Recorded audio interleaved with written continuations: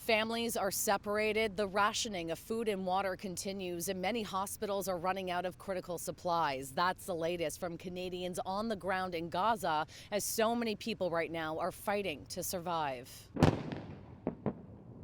Today was the worst day in terms of the numbers of bombs dropped and the numbers of casualties that have come into the hospital.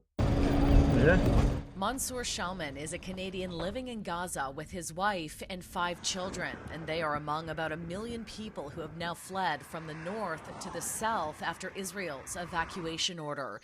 He says many thousands are now gathered near the Egyptian border, hoping and praying the crossing will open soon. Even while we tried to travel there were bombs raining down on the streets.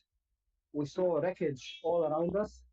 When we reached Rafah border, the gates were closed and bombs were still raining 500 meters towards our sides. Shouman thought there would be a sense of safety when they arrived here in southern Gaza, but that's not the case. He says overnight, 50 people from 2 families were killed by airstrikes. Right now, tens of thousands are living in UN shelters, while his family is crammed into a small apartment with dozens of others. Shouman tells CityNews starvation is setting in, and the clock is running out on their ability to survive. The apartments cannot take everyone inside. So the men would be living outside of the house and the women and the kids would be inside.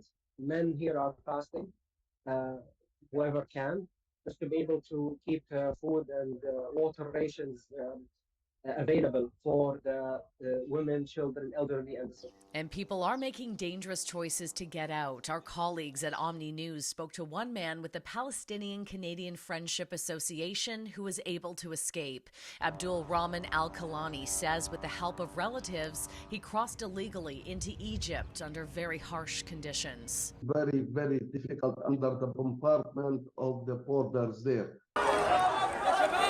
Al-Kalani says the situation is near catastrophic, and without an immediate ceasefire and humanitarian corridors, many more innocent lives will be lost. No word can actually describe the situation in Gaza. It's a catastrophic situation.